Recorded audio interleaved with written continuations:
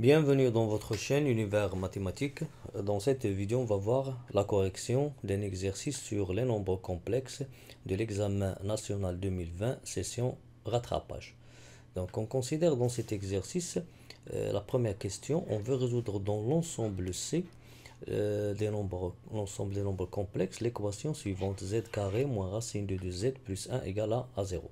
Donc pour cette équation, puisque c'est une équation du deuxième degré, ses coefficients sont a égale à 1, b égale à moins racine de 2 et c égale à 1. Maintenant, je vais calculer delta. Delta, c'est quoi? C'est b carré moins 4ac, c'est moins racine de 2 au carré, moins 4 fois 1 fois 1. Le résultat, c'est 2 moins 4. 2 moins 4, c'est moins 2. Et moins 2, c'est un nombre réel strictement négatif. Par suite, cette équation, il admet dans C, bien sûr, deux solutions. Et les deux solutions sont, bien sûr, Z1 et Z2. Notez Z1 et Z2. Pour Z1, c'est quoi? C'est moins B plus I racine de moins delta sur 2A. Le moins B, c'est l'opposé de moins racine de 2, ça donne racine de 2. Plus I, et pour moins delta ça donne 2, donc c'est racine de 2, le tout sur 2 fois 1 c'est 2. On trouve racine de 2 plus I racine de 2 sur 2. Je vais écrire ce nombre là sous la forme algébrique: racine de 2 sur 2 plus I racine de 2 sur 2. Ça, c'est la première solution de cette équation. Pour la deuxième, il suffit de remplacer cette somme par la différence. Et Z2 maintenant, c'est moins B moins I racine de moins delta sur 2A. C'est racine de 2 moins I racine de 2 sur 2. En écrivant ce nombre sous la forme algébrique, on obtient racine de 2 sur 2 moins I racine de 2 sur 2. Moins I racine de 2 sur 2. Bien. Alors, cette équation, il admet deux solutions complexes conjuguées, l'un conjugué de l'autre. Alors, S, l'ensemble des solutions, c'est racine de 2 sur 2 plus racine de 2 sur 2i, et racine de 2 sur 2 moins racine de 2 sur 2i. Pour la deuxième question, on pose a égale à racine de 2 sur 2 plus racine de 2 sur 2i. Et pour la première question, petit a, on veut écrire a sous la forme trigonométrique. Et après, on déduire que a à la puissance 2020 est un nombre réel. Donc, commençons par le a. Le a, c'est quoi? C'est racine de 2 sur 2 plus racine de 2 sur 2i. Donc, on remarque directement que le module de a, il est égal à 1. Et que l'argument de a, il est congru à pi sur 4 modulo de pi. Et on peut le vérifier. En commençant par le calcul du module de a. Le module de a, c'est quoi? C'est la racine de la partie réelle au carré plus la partie imaginaire au carré, c'est-à-dire racine de 2 sur 2, racine de 2 sur 2. Le calcul, on trouve racine de ce carré, c'est 4, c'est 2 sur 4 et l'autre c'est 2 sur 4. En calculant la somme, on trouve 4 sur 4 qui est 1, donc la racine de 1 c'est 1. Alors on trouve que le module il est égal à 1. Donc, et après, puisque le module c'est 1, on ne va pas factoriser. Et on remarque que a qui est égal à racine de 2 sur 2 plus i racine de 2 sur 2, c'est quoi? C'est le cos. Racine de 2 sur 2, c'est le cos de pi sur 4. Et racine de 2 sur 2 aussi, c'est sinus de pi sur 4. Et on trouve bien sûr l'argument de a. Et enfin, on a écrit a sous la forme trigonométrique. Donc a égale à cos de pi sur 4 plus i sinus de pi sur 4. Maintenant, pour déduire que a à la puissance 2020 est un nombre réel, donc on va commencer par a à la puissance 2020. Donc je peux travailler soit avec la forme trigonométrique ou bien avec la forme exponentielle. Premièrement, on va essayer avec la forme exponentielle. Puisque a il est égal à cos pi sur 4 plus i sinus pi sur 4 avec le module c'est 1, donc on ne va pas l'écrire.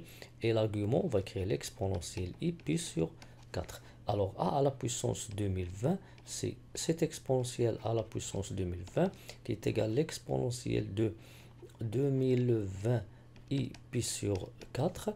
Donc c'est l'exponentielle en multipliant ou bien en divisant 2020 par 4, on obtient 505 i pi. Et bien sûr, je peux le simplifier. On va l'écrire sous la forme exponentielle i pi. Et pour l'exponentielle i pi, c'est le moins 1.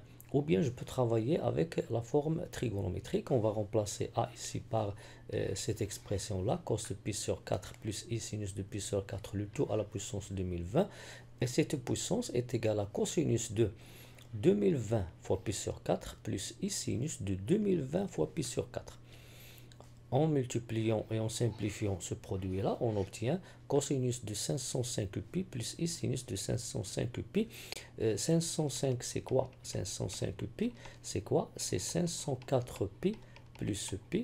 Et puisque 504pi, il s'écrit sous la forme de kpi, alors le cosinus de 505pi, c'est le cosinus de pi. Et sinus de 505pi, c'est sinus de pi. Et on obtient cos de pi plus i sinus de pi. Sinus de pi c'est 0, cos de pi c'est moins 1. Et par suite, on obtient le moins 1. Et ce moins 1, c'est un nombre réel. C'est un nombre réel. Il appartient à R. Alors par suite, A la puissance 2020 est un nombre réel. On passe à la question petit b, soit le nombre complexe b qui est égal à cos de pi huitième plus i sinus de pi huitième. On veut prouver que b carré égale à a. On veut montrer que b au carré égale à a. Ça c'est très simple. On va prendre b est égal à cos pi huitième plus i sinus pi huitième. Donc je peux travailler de même sur la forme exponentielle. Je peux prendre b égale, d'après cette écriture, le module c'est le 1. On ne va pas écrire ici 1. Et l'exponentielle de i pi huitième. Ça c'est l'écriture exponentielle de nombre complexe b. Donc si je prends maintenant b carré, alors ça c'est quoi? C'est l'exponentielle i pi huitième au carré, c'est l'exponentielle de 2i pi huitième, donc c'est l'exponentielle de i pi sur 4, et l'exponentielle de i pi sur 4 c'est cos pi sur 4 plus i sinus de pi sur 4, et ça c'est quoi? C'est le nombre complexe a, puisqu'on a déjà écrit a sous la forme trigonométrique et on a trouvé ce résultat là. Alors je peux montrer ou bien vérifier que b carré est égal à a en utilisant la forme exponentielle, mais ici on va utiliser la forme trigonométrique. Puisque b est égal à cos de pi sur 8 plus i sinus de pi sur 8, alors b carré est égal le carré de cette écriture. Bien sûr, cette écriture ou bien ce carré, il va s'écrire cos de 2 fois pi huitième plus i sinus de 2 fois pi huitième. Et 2 fois pi huitième, c'est pi sur 4. Et l'autre, c'est pi sur 4. On obtient cos pi sur 4 plus i sinus pi sur 4, qui est égal, bien sûr, au nombre complexe racine de 2 sur 2 plus i racine de 2 sur 2, qui est, bien sûr, le nombre complexe a. Et ainsi, b carré égale à a. Bien. Maintenant, on va passer à la troisième question. Dans le plan complexe rapporté à un repère orthonormé OIV, on considère les points A, et ce point-là, il a pour affixe petit a, qui est bien sûr racine de 2 sur 2 plus racine de 2 sur 2i. Grand B, le point B qui a pour affixe petit b, et le petit b, c'est cos de pi huitième plus i sinus pi huitième, qui vérifie que b carré égale à a. Et le point C qui a pour affixe petit c qui est égal à 1. Et on considère la rotation grand R qui a pour centre O et d'angle pi huitième et qui transforme un point M d'affixe Z au point M' d'affixe Z'. La première question, on va vérifier que Z' est égal à Z', et Z' est égal à BZ. Ça, on l'appelle la représentation complexe de la rotation R.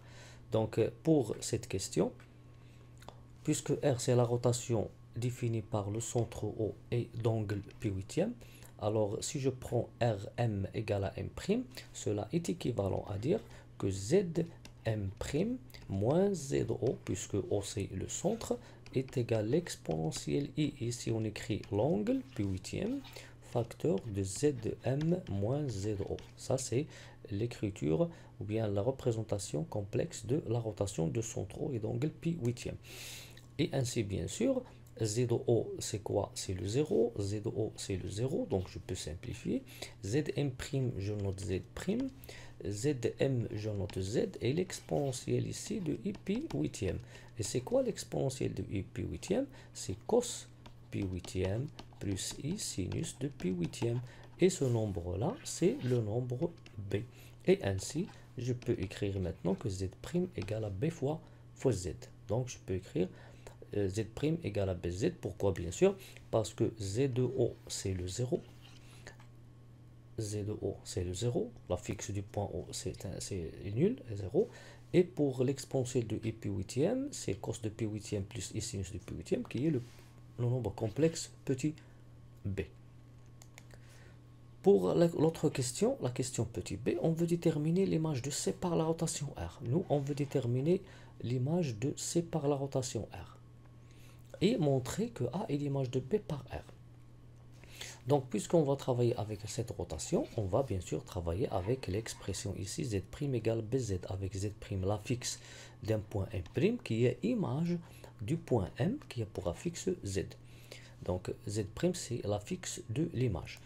Premièrement, on va essayer de prendre cette représentation complexe de la rotation. On veut calculer ou bien déterminer l'image de C. L'image de C, c'est quoi? Donc, on ne le connaît pas au début, mais bien sûr, C, c'est le point tel que son affixe, il représente le Z. Et Z', c'est l'affixe qui représente l'image de ce point-là. Alors, pour déterminer l'image de C, on va calculer B fois Z de C. B fois Z de C. Donc, B fois ZC, c'est quoi?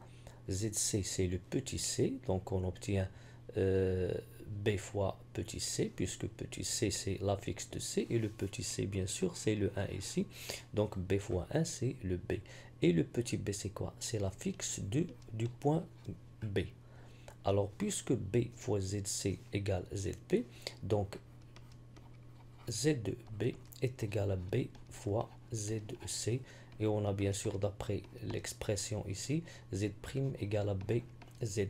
Et Z', c'est l'affixe de l'image de Z', c'est l'affixe de l'image de ce point qui a pour affixe Z.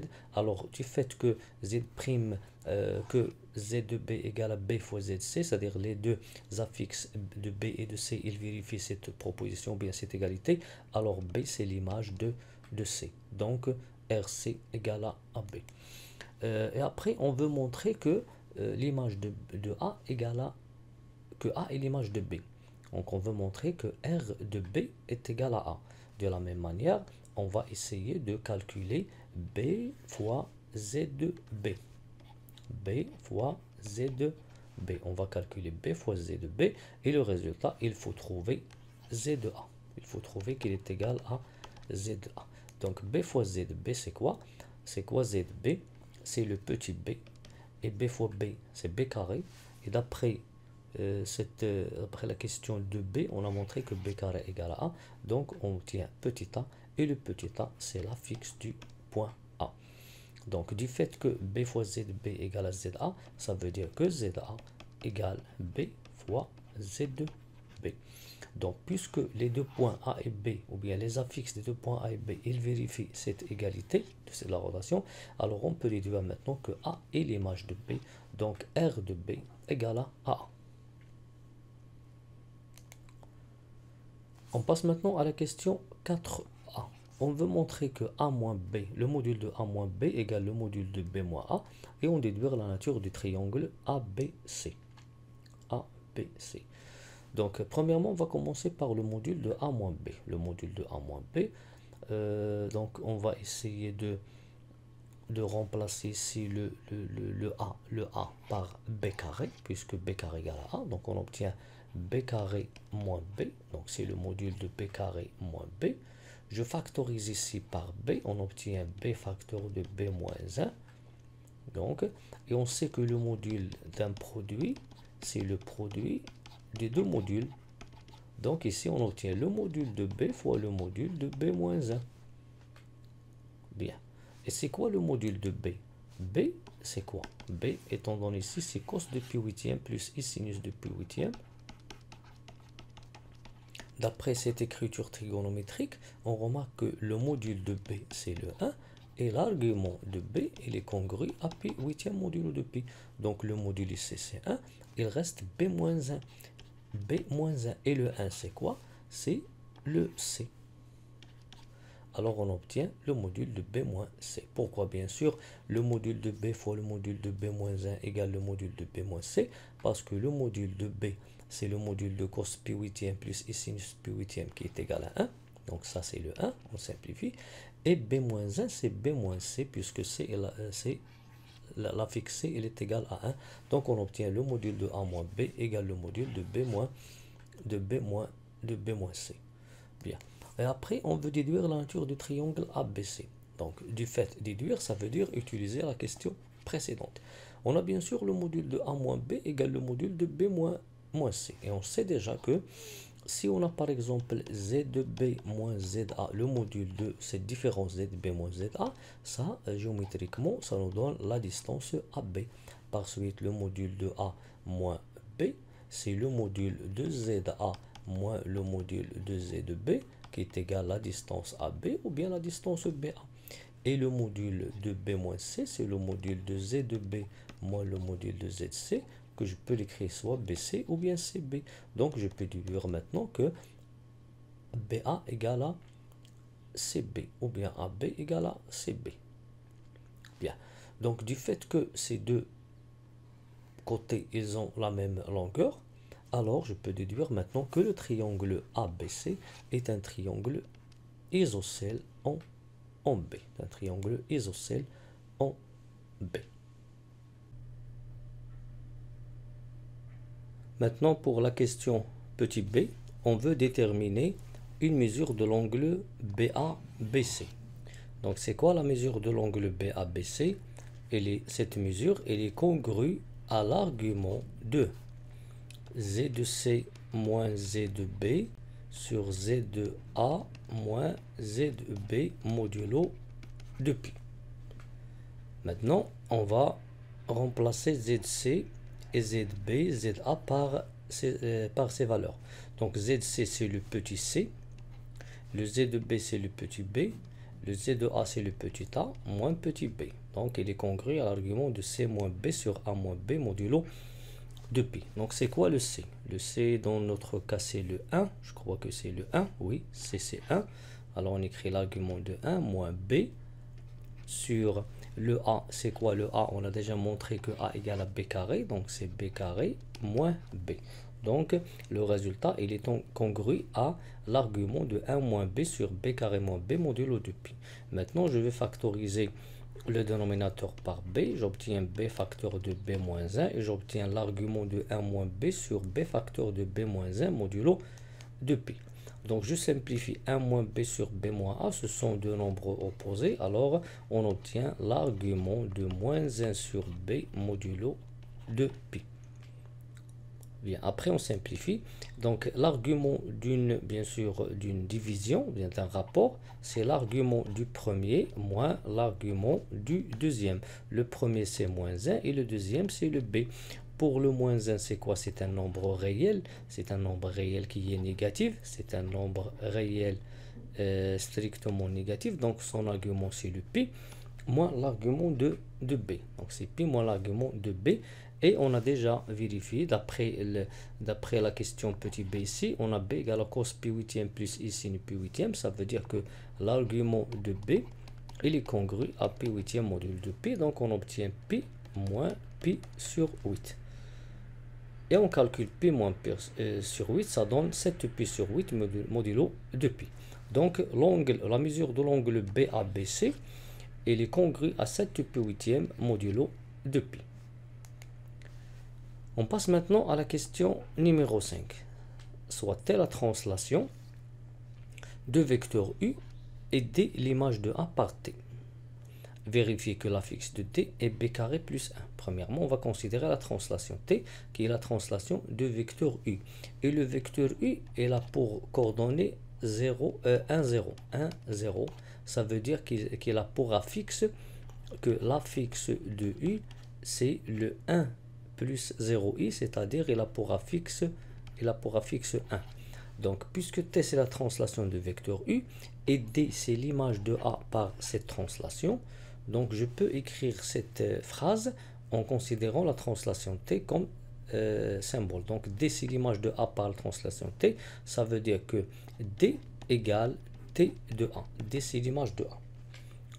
Puisque d c'est l'image de a par la translation t et t c'est la translation de vecteur u, alors je peux obtenir ici que, ou bien je peux dire ici que z de d elle est égale à z de a plus l'affixe du vecteur de cette translation. Bien, z de d c'est le petit d, Z de A, c'est le petit a, ce sont des affixes des points DA respectivement, et pour l'affixe de U, c'est le 1. Alors on obtient D est égal à A plus 1. Et le A, c'est quoi? D'après la question de B, le A, c'est B carré, alors j'obtiens D est égal à B carré plus 1. Et j'obtiens l'affixe du point D, l'image de A par la translation T, c'est B carré plus 1. Pour l'autre question, petit b, alors l'affixe de D est B carré plus 1. Donc pour l'autre question, on veut montrer que B carré plus 1 sur B égale à B plus B bar et déduire après que les points O, B, D sont alignés. On va commencer par montrer cette égalité. B carré plus 1 sur B. Bon, pour montrer que ce rapport-là est égal à B plus B bar, on va essayer d'écrire ce rapport sous la forme de la somme de deux rapports. B carré sur B plus 1 sur B. B carré sur B, ça donne B. Donc, j'obtiens B plus 1 sur B. Après, je vais multiplier, bien sûr, le B ici, c'est le B là. Donc, c'est le premier terme. Maintenant, il faut vérifier que 1 sur B, c'est le B bar. Pour cela, on va multiplier ici B par B bar en haut et en bas. Et j'obtiens B plus B bar sur B fois B bar. Le B fois B bar à quoi est égal? Le B fois B bar, c'est quoi? C'est normalement, c'est le module de B au carré. Puisqu'on sait que le module de Z, c'est la racine de Z fois Z bar. Et le module de Z carré, c'est Z fois Z bar. Donc, lorsque je considère le produit d'un nombre complexe et son conjugué, alors c'est le module au carré. Donc, B bar, c'est B carré. Et le module de B ici, on remarque que l'argument c'est pi huitième et le module c'est 1. Alors, c'est 1 au carré qui est égal à 1. Et j'obtiens B plus B bar. Maintenant, on a montré que B carré plus 1 sur B égale à B plus B bar, puisque B bar égale à 1. Donc, pour montrer maintenant que les points O, B et D sont alignés, il faut vérifier que ce rapport-là, Z de D moins ZO sur Z de B moins ZO, est un nombre réel. Bien, ZD c'est quoi? C'est le petit d, ZO c'est le 0, Z de B c'est le petit b, ZO c'est le 0. Et j'obtiens D sur B. Et D c'est quoi? D c'est D, normalement, on a déjà vu que c'est B carré plus 1. Donc c'est B carré plus 1. Et j'obtiens B carré plus 1 sur B. Et le B carré plus 1 sur B, d'après cette égalité, c'est B plus B bar. B plus B bar.